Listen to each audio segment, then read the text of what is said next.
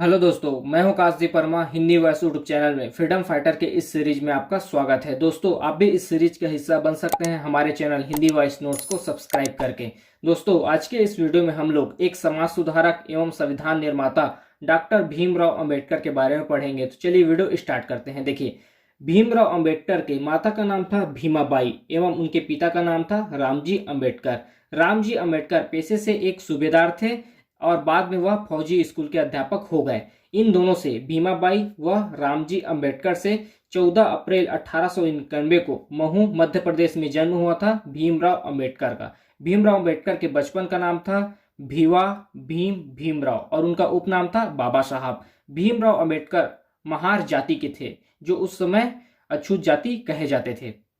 वह हिंदू धर्म से थे और उन्होंने लगभग 1955 के आसपास बौद्ध धर्म को अपना लिया था। हिंदू धर्म की कुरीतियों से परेशान होकर उन्होंने बौद्ध धर्म को अपना लिया था लगभग 1955 के आसपास। देखिए, भीमराव अंबेडकर वकील थे, प्रोफेसर थे, वह राजनीतिज्ञ थे। उनका पेशा देखते हैं। देखिए, भीमराव अंबेडकर एक अर्थशास्त्री, विधिवेता, शिक्षाविद, दार्शनिक, लेखक, पत्रकार, समाजशास्त्री, धर्मशास्त्री, इतिहासविद, संपादक एवं राजनीतिक के रूप में वह भारत में अपना कार्य किया, वह फेमस हुए।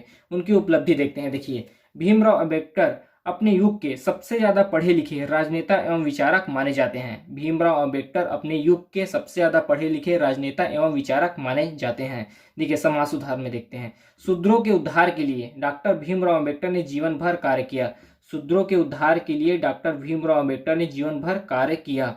भारतीय संविधान के पिता एवं मुख्य निर्माता माने जाते हैं। डॉक्टर भीमराव अंबेडकर भारतीय संविधान के पिता एवं संविधान के मुख्य निर्माता माने जाते हैं। उसके बाद देखते हैं उनकी शिक्षा। देखिए, डॉक्टर भीमराव अंबेडकर की शिक्षा 7 नवंबर 1900 को भीमराव अंबेडकर ने गवर्नमेंट हाई स्कूल में एडमिशन लिया, जिसका नाम था, हाई स्कूल का नाम था प्रताप सिंह हाई स्कूल। और इसी दिन को 7 नवंबर 1900 को महाराष्ट्र में विद्यार्थी दिवस के रूप में मनाया जाता है, क्योंकि इसी दिन डॉक्टर भीमराव अंबेडकर ने government high school Pratap Singh high school में एडमिशन लिया था।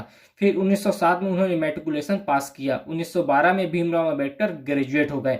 1913 से 15 तक वह अध्यापक रहे और 1915 में उन्होंने एमए किया अर्थशास्त्र में और संपर्क में आए अमेरिकन अर्थशास्त्री सैनी मैन के, और इन्हीं के मार्गदर्शन में उन्होंने पीएचडी किया। फिर वह प्रोफेसर हो गए थे सिडेनहैम कॉलेज ऑफ इंडिया के। 7 नवंबर 1900 को उन्होंने गवर्नमेंट हाई स्कूल में एडमिशन लिया और इसी दिन को महाराष्ट्र में विद्यार्थी दिवस के रूप में मनाया जाता है। 1907 में डॉक्टर भीमराव अंबेडकर ने मैट्रिकुलेशन पास किया। 1912 में वह ग्रेजुएट हो गए और 1913 से 15 तक वह अध्यापक रहे। फिर 1915 में उन्होंने एमए किया अर्थशास्त्र में और संपर्क में आए अमेरिकन अर्थशास्त्री के, और उन्हीं के मार्गदर्शन में उन्होंने पीएचडी किया। फिर वह प्रोफेसर हो गए सिडेनहैम कॉलेज ऑफ इंडिया के। फिर उनका राजनीतिक जीवन देखते हैं। देखिए,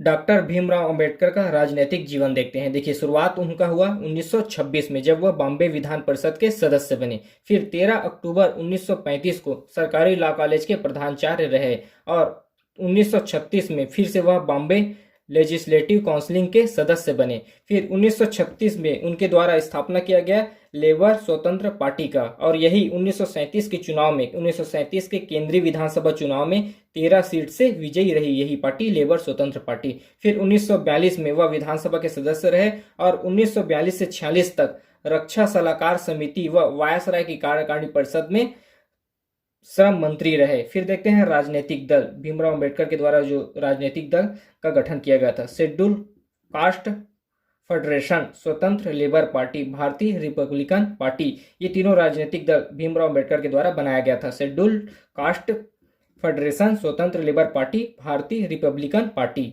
फिर उसके बाद नेक्स्ट देखते हैं, शिक्षा में सुधार लाने के लिए डॉक्टर भीमराव अंबेडकर के द्वारा शैक्षिक संगठन का निर्माण किया गया था, जिनका नाम था depressed classes education society, the Bombay schedule caste improvement trust, people's education society. ये सब शैक्षणिक संगठन थे जो भीमराव अंबेडकर के द्वारा बनाए गए थे। उसके बाद देखते हैं सामाजिक संगठन। देखिए, शिक्षा एवं समाज सुधार के लिए डॉक्टर भीमराव अंबेडकर के द्वारा सामाजिक संगठन का निर्माण किया गया था। उनका नाम था बहिष्कृत हितकारिणी सभा, समता सैनिक दल। इन दोनों का लक्ष्य था शिक्षा एवं समाज सुधार। उसके बाद देखते हैं समाज सुधार। देखिए, समाज सुधार के लिए डॉक्टर भीमराव अंबेडकर के द्वारा सामाजिक संगठन का निर्माण किया गया था, जिसका लक्ष्य था सामाजिक कुरीतियों को दूर करना।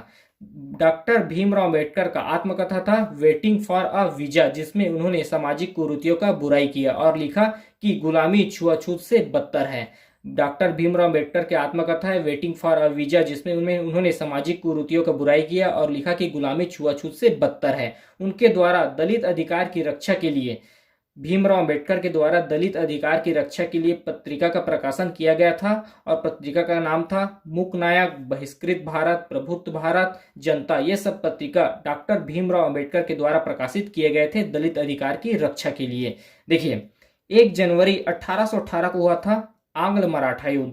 इसमें महार जाति के लोग मारे गए थे। 1 जनवरी 1818 में हुआ था आंग्ल मराठा युद्ध। इसमें महार जाति के लोग मारे गए थे और इन्हीं के सम्मान में 1 जनवरी 1927 को डॉक्टर भीमराव अंबेडकर के द्वारा विजय स्मारक अर्थात जय स्तंभ का निर्माण करवाया गया था कोरेगांव में।